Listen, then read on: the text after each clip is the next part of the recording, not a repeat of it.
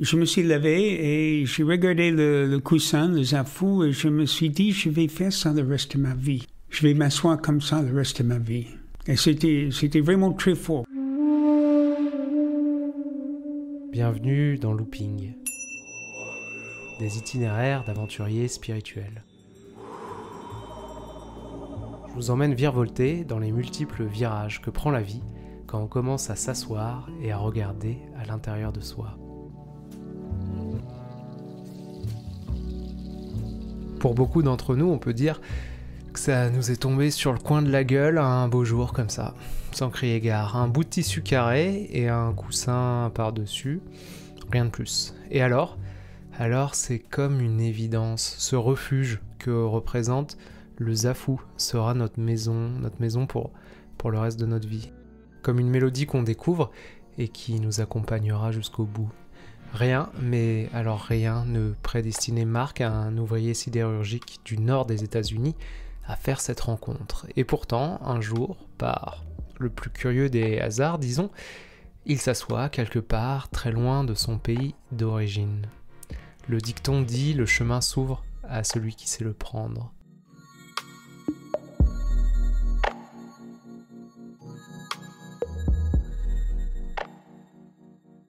Des fonderies du Minnesota au temple de Toshoji au Japon, voici l'histoire de Marc, celle d'un dépaysement constant, d'une ouverture perpétuelle au mystère de la vie.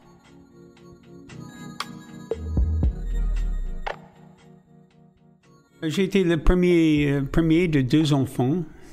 J'ai un frère qui a 4 ans de moins que moi. Lui aussi, il est né sur une base militaire, mais cette fois-ci dans le Maryland. J'ai grandi dans un monde militaire, mais mon père n'était pas quelqu'un, quand on pense sous-officier de carrière, on pense une certaine idée une certaine personnalité, mais il n'était pas du tout comme ça. C'était un homme très doux, très calme, et très ouvert d'esprit.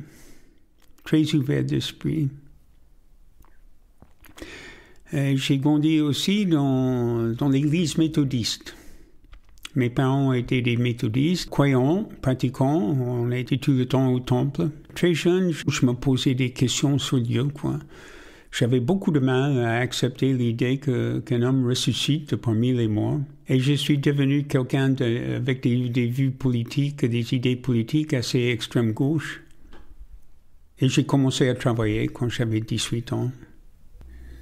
J'avais pas envie de faire des études. Je suis entré dans la fonderie, une très grande fonderie. J'étais ouvrier sidérurgique plus ou moins pendant des années. Dans le Texas et dans le Minnesota, je bougeais pas mal.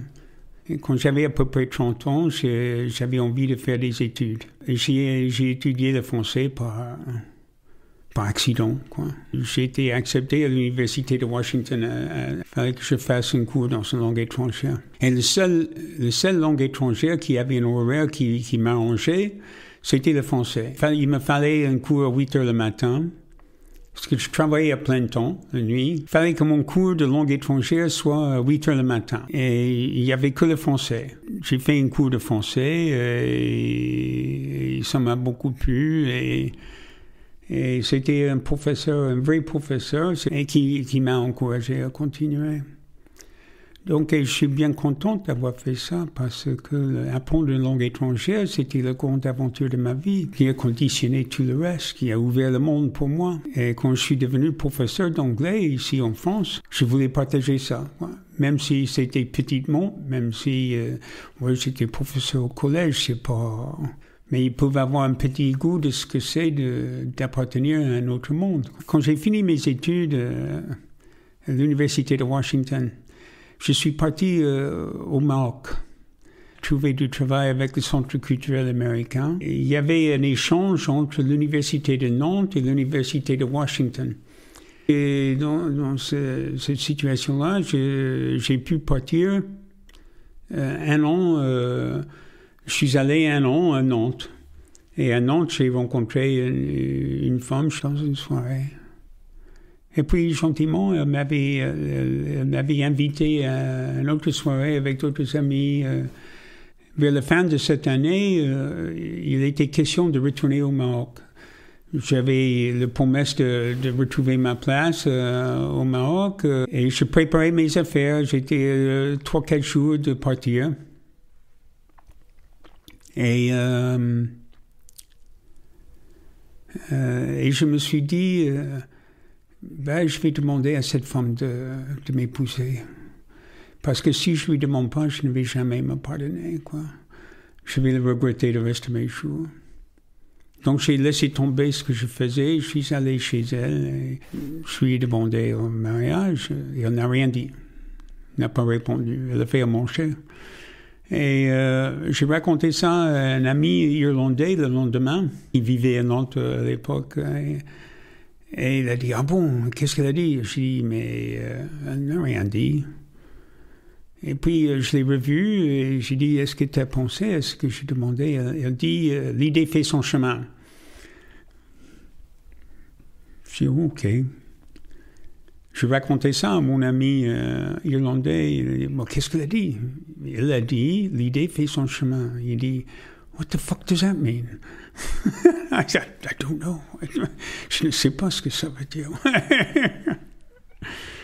Mais en fait, on a fini par se marier, quoi. On a fini par se marier. C'est à Nantes que j'ai obtenu la nationalité française par mariage. Ouais. Je suis devenu français un 18 juin. J'ai répondu à l'appel. J'ai obtenu la nationalité française et j'ai pris ça au sérieux. Je me suis dit, il faut faire des décisions fortes dans la vie. Ouais, il faut, si on va aller dans une direction, il faut y aller sans regarder trop en arrière, quoi. Et je me suis dit, je vais faire ma vie dans ce pays. Et c'est un pays que je peux aimer et respecter. Et je pense souvent que tout ce qui est bien dans ma vie m'est venu en France, quoi. Mon couple à l'époque, je suis devenu père. J'ai adopté mon fils en France. Je suis très reconnaissant envers la France. Très content d'être là. Et dès que j'ai eu la nationalité française, je me suis inscrit pour passer le CAPES. Ce que j'ai eu. Ma première affectation, c'était au lycée de Fort-Chézeaux, dans la Seine-Maritime. Et on était dans la région Haute-Normandie, vivait dans un village dans l'Eure, près de la forêt de Lyons. C'est là que Chabrol a tourné sa version de Madame Bovary. C'est une belle région, c'est fait très Normandie. Et je travaillais au lycée et Jean-Loup était avec nous, notre enfant. J'avais eu une conversation avec le documentaliste du lycée sur le bouddhisme, je pense. Il avait trouvé un article dans un magazine sur le bouddhisme en France. Et on m'avait passé ça, quoi, gentiment. Dans cet article, il y avait une carte de la France. Il y avait indiqué sur la carte de la France, il y avait les principaux centres bouddhistes en France. Et il y avait marqué qu'à Rouen, il y avait un centre zen. Et j'ai appelé, je suis tombé sur un enregistrement qui donnait les horaires et qui recommandait de venir bien en avance pour qu'on vous montre comment pratiquer. Donc j'y suis allé. Il y avait un mec qui m'a dit, oui, on s'assoit comme ceci, ça s'appelle un zafu, c'est un coussin, on s'assoit dessus, on fait comme ça, et on est face au mur. Et il ne m'a pas expliqué qu'on allait rester comme ça un bon bout de temps, quoi. Assis, les jambes croisées face au mur. Et je pensais que, bon, on allait avoir une activité, quoi. Donc, j'entends sonner 3 fois la cloche. Et je commence à me demander, mais bon, ça va commencer? On va commencer? Je commence à regarder autour de moi. On va commencer? J'entends une voix derrière moi qui dit ne bougez pas. Je dis ouh, ça n'a pas commencé. J'attends toujours que ça commence. Ça n'a toujours pas commencé. Et la deuxième fois, j'y suis retourné quand même une deuxième fois. Même chose. Oui, c'est bien, mais Mais j'ai continué à pratiquer. Et puis, ça amusait beaucoup mon épouse. Elle trouvait que c'était vraiment quelque chose de très, très bizarre et amusant, que c'était encore une autre bizarrerie chez son mari, quoi. Elle avait tendance à penser que tout ce qui la surprenait chez moi, elle mettait sur le compte de ma qualité d'étranger, quoi. Voilà. Ah, t'es pas américain pour rien, elle dit. Et la troisième fois, j'y suis allé. Et je commence dans le même état d'esprit et au mi-point dans le zazen, quand on se lève pour marcher, je me suis levé et j'ai regardé le coussin, le zafou, et je me suis dit, je vais faire ça le reste de ma vie. Je vais m'asseoir comme ça le reste de ma vie. Et c'était vraiment très fort, quoi. Je ne comprenais pas exactement comment, pourquoi, mais que ça allait devenir quelque chose de très important pour moi.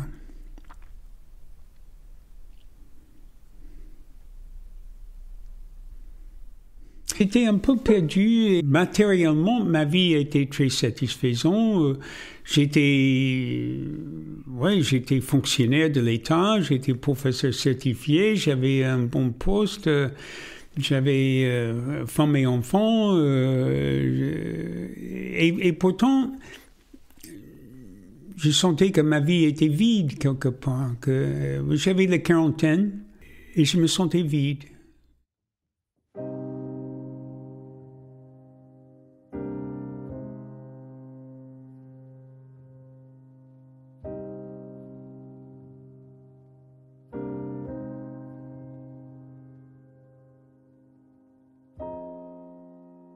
Mais en même temps, je me demandais pourquoi on est là, pourquoi je suis là, quoi. Je pense aujourd'hui qu'on est là pour voir notre véritable nature et pour vivre en Bouddha. Mais à l'époque, j'étais très loin de vivre en Bouddha. Et voilà, donc il y avait comme un malaise, comme une confusion sourde, ne pas vraiment comprendre ce qu'on fait là, quoi. Et j'ai continué à pratiquer. Je me suis impliqué dans la vie du dojo. J'y allais régulièrement, quoi. J'avais un ami, c'était le responsable du dojo, qui était quelqu'un un pratiquant très sérieux et qui avait connu Maître Deshimaru. Et je lui ai dit un jour, à moitié pour blaguer, je lui ai dit, je sais pas, mais j'ai l'impression que plus je fais zazen et plus je suis con. Et il m'a dit, non Marc, t'as toujours été con. Donc on a bien rigolé. Voilà. Mais en fait, c'était vrai. C'était vrai, quoi. Dans un premier temps, je pense que la pratique de zazen commençait à me révéler des choses chez moi, quoi. Je commençais à voir ce que je n'avais jamais été vraiment conscient de ça avant, mais je me suis rendu compte que j'étais quelqu'un de très égoïste.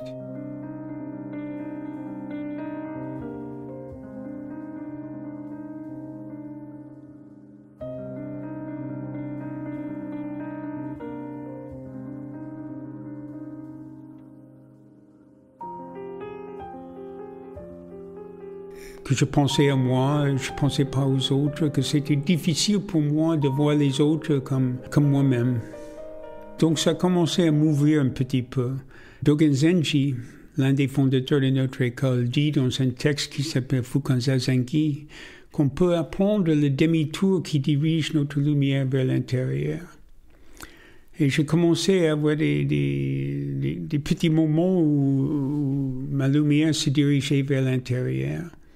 Et j'ai commencé à me voir et voir qu'il y a une possibilité de vivre une vie qui peut avoir l'air, vu de l'extérieur, identique, mais qui est plus sincère et plus authentique. Il y a aussi la question de la peur, quoi. Je commençais à avoir peur de mourir. Je commençais à avoir peur de la mort, quoi. Avoir peur de l'idée de mourir avant de faire quelque chose avec sa vie, quoi. Et je me souviens un jour, je regardais mon fils, il jouait dans le jardin, et l'idée m'est venue que lui aussi va mourir. Et ça m'a secoué. sérieusement secoué, quoi. Il a fallu que je m'assoie, quoi.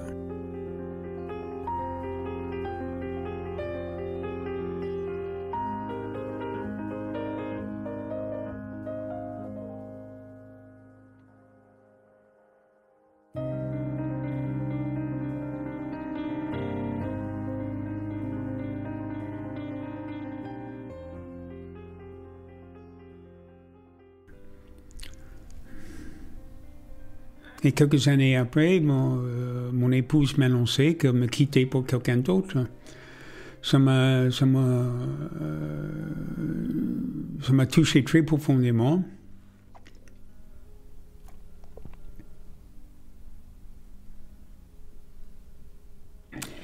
Puisque j'avais mal, je cherchais à lui faire mal, à lui dire des choses blessantes. Bon, j'essayais de ne pas faire, mais c'était plus fort que moi, comme on dit. J'ai été obligé de vivre avec ça. Et la pratique de zazen est devenue encore plus importante, beaucoup plus importante pour moi à ce moment-là. J'ai rencontré une autre femme quelque temps après. J'ai eu une relation avec elle, une histoire avec elle. Mais j'ai fini par rompre. Il y avait deux raisons pour ne pas me mettre dans un autre couple. D'abord, je voulais me concentrer sur mon fils, qui avait 12, 13 ans, 11, 12, 13 ans dans ces eaux-là. Et je voulais être une présence stable dans sa vie, ne pas rendre les choses plus compliquées pour lui. Et aussi parce que je me rendais compte que je voulais approfondir la pratique. Et que je ne pouvais pas promettre à cette femme une meilleure place dans ma vie que ça, quoi. Pour résumer, 3e place, quoi. Ça ne m'a pas semblé juste. Il m'a semblé que je ne ferais rien correctement si j'essayais de tout faire, donc j'ai rompu. C'était ce qu'il y avait de plus honnête à faire. J'ai créé une association à La Rochelle et j'ai trouvé une salle et j'ai commencé à organiser des séances de pratique. Voilà, j'ai fait un flyer. J'ai essayé de faire un peu de publicité. 2 ou 3 personnes sont venues, on pratiquait ensemble.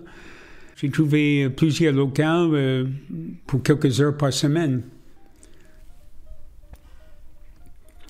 Et j'ai fait ça en grande partie de façon égoïste parce que c'est beaucoup plus facile de pratiquer quand on est avec d'autres. Donc je voulais trouver des gens qui voulaient bien pratiquer avec moi. J'avais l'idée, oui, je vais lancer ce dojo, mais tôt ou tard, quelqu'un viendra qui va le reprendre, qui sera plus qualifié que moi, mais personne n'est venu. J'y ai passé quelques années. 3 ans à peu près. J'ai eu l'occasion d'aller au Japon pour faire Ango. Et c'est la retraite par laquelle les moines sont formés. Un moine doit faire un certain nombre de fois Ango dans sa vie. Ango a été un moment très fort de ma vie. Je suis resté 3 ans dans ce temple. Pendant Ango, on fait évidemment beaucoup zazen, mais on étudie aussi les cérémonies, on apprend à faire les cérémonies. Pour un moine japonais, il est très important de maîtriser les cérémonies funéraires et mémorielles qui sont beaucoup plus importantes que dans notre pratique à nous. Donc on apprend les cérémonies. On fait beaucoup zazen. On fait beaucoup samu. Samu, c'est le travail nécessaire pour faire tourner le temple. Et on vit tous ensemble. Les moines vivent ensemble, dorment à quelques dizaines de centimètres de l'un de l'autre dans une même salle. On se lève à 4 heures le matin pour faire zazen. C'est très rigoureux, quoi. Je dois dire que dans votre question, vous avez dit qu'est-ce que ça vous avait apporté. Et c'est la question qui fait rigoler dans le zen, quoi. On dit souvent dans le zen que l'un des mots clés dans le zen, c'est mushotoku, ce qui veut dire sans esprit de profit. C'est-à-dire qu'on ne se demande pas qu'est-ce que ça va nous apporter. C'était très intense. C'était très intense. C'était très dur physiquement. Je commençais déjà à vieillir, j'avais largement la soixantaine et c'était à peu près la limite de mes capacités, quoi. Ouais. Par exemple, la salle de cérémonie n'est pas chauffée. Il y avait des matins où il faisait 0 degré.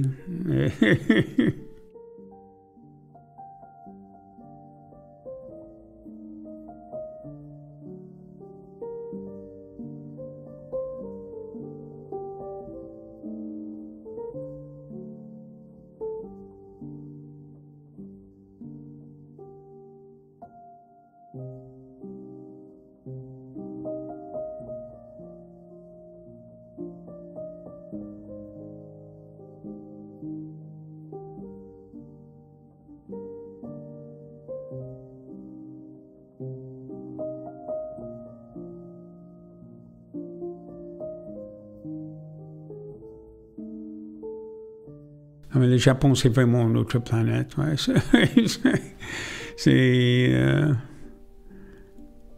C'était un privilège, quoi. J'ai pu vivre 3 ans dans ce pays fascinant, quoi. Fascinant.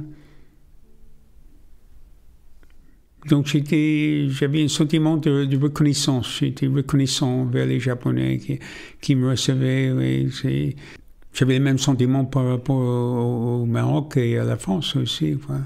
Que j'étais bien contente de pouvoir vivre là, quoi, découvrir et voir ce que c'est que d'être un être humain dans un autre monde. Je pense que je suis quelqu'un d'assez lent à apprendre. Je pense que l'amour va me surprendre avant que j'aurai fini d'apprendre des choses. Je pense que j'apprends doucement et péniblement, avec beaucoup d'erreurs ici et là, à vivre en être humain. Je pense que ça va mieux. Dogen Zenji dit, encore dans le Fukanza Zengi, que la voie est fondamentalement parfaite. Elle pénètre partout. Elle n'est jamais distincte de quiconque, toujours exactement là où on est. Donc il est toujours possible de pratiquer la voie du Bouddha, dans toutes les circonstances. Et petit à petit, j'apprends à le faire. J'ai la possibilité de transmettre ça un petit peu aux autres aussi. Ce que je fais parce que je pense que c'est le mieux que j'ai à faire. Voilà. La vie m'a beaucoup donné. La France m'a beaucoup donné. Et je me ressens reconnaissant. J'ai beaucoup de reconnaissance.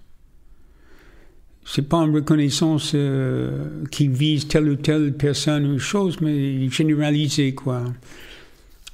L'univers a été très généreux avec moi. Et je n'ai pas toujours utilisé cette générosité de la meilleure façon, quoi. Et petit à petit, dans ma vie, j'apprends à le faire, quoi. À être quelqu'un de presque fréquentable. Qu'est-ce qui me reste à vivre encore? Je ne sais pas. Qui sait? J'espère continuer aussi longtemps que possible à proposer la pratique aux gens. À garder ouvert aussi longtemps que possible le dojo. Et en espérant que quelqu'un viendra pour le répondre. Aujourd'hui, j'ai 74 ans. Je ne sais pas comment ça s'est passé. Je me souviens quand j'ai eu 60 ans, je me suis regardé dans le miroir et je me suis dit, mais comment j'ai fait pour avoir 60 ans, quoi? J'ai rien fait, ouais. J'ai rien fait, ouais. Et paf, j'ai 60 ans. Et c'est un peu la même chose, ouais. J'ai 74 ans, comment ça se fait? Je sais pas. Je veux continuer.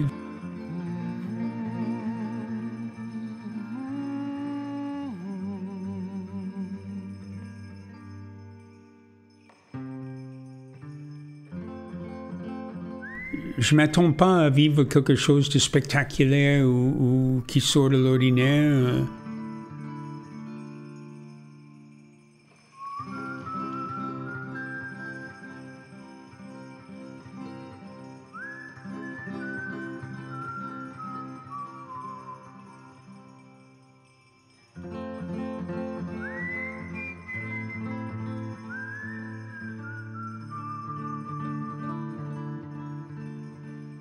Il y a une nouvelle de Henry James, l'écrivain américain Henry James. Il a écrit The Beast in the Jungle, la bête dans la jungle.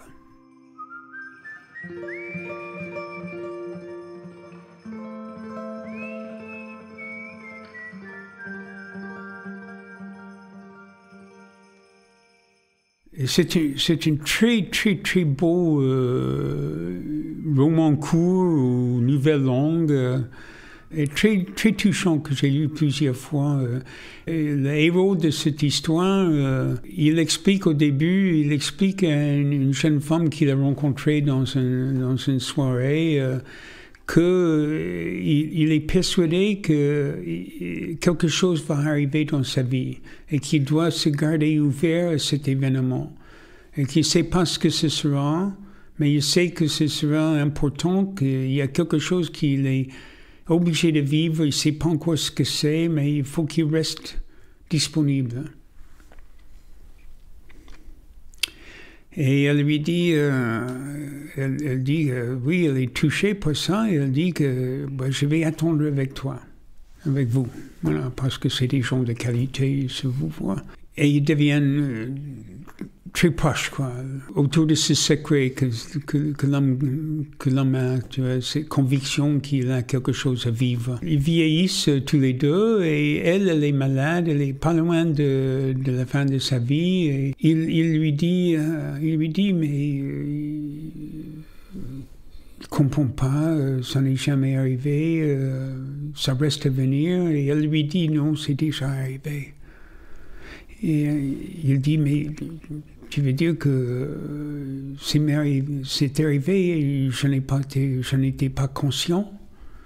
Et elle dit, oui, c'est arrivé, tu n'étais pas conscient. Et j'espère de toutes mes forces que tu ne sois jamais conscient de ça. Et elle meurt. Elle meurt.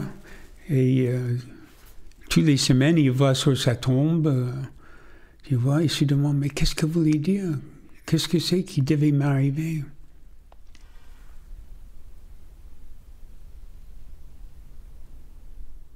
Jusqu'au jour où il voit un homme endeuillé qui fait le deuil de sa femme.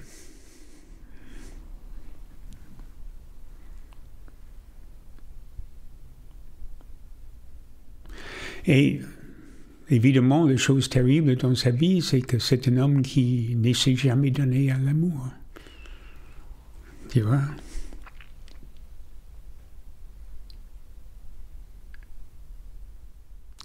Que c'était son destin de ne jamais s'ouvrir.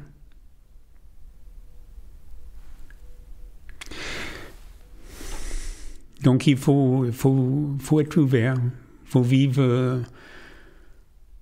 vivre avec gratitude et reconnaissance, et il faut être ouvert, il faut vivre ce qu'on a à vivre, quoi. Faut pas, moi je cherche pas quelque chose de spectaculaire ou qui sort de l'ordinaire, je veux continuer.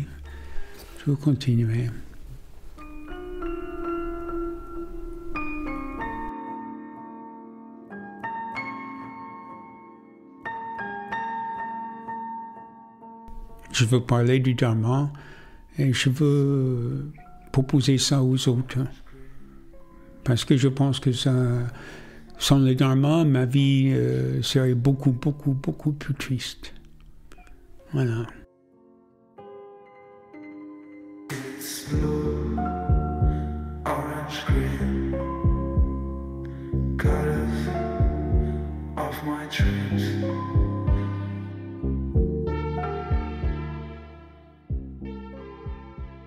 Comme une pépite qu'on fait fondre, qui se solidifie, qu'on porte un temps en bijou avant de la fondre à nouveau pour lui donner une nouvelle apparence, la vie de Marc a épousé de multiples formes.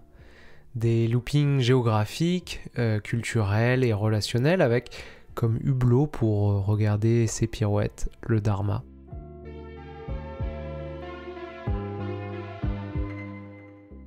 J'ai enregistré cet épisode dans sa petite maison du centre de La Rochelle où il accueille des séances de zazen presque tous les jours pour égoïstement, comme il dit, avoir des gens avec qui pratiquer. Et lorsque je lui ai demandé s'il pouvait me raconter sa vie, il m'a dit qu'elle était banale et qu'elle n'intéresserait probablement pas grand monde. Pourtant, je dois dire que j'ai quasiment eu les larmes aux yeux à chaque fois que je me suis plongé dans le montage de cet épisode. Alors merci Marc, merci pour ta gentillesse et ta chaleur toute ricaine, et merci aussi à Atsuko qui nous a permis de faire cet entretien.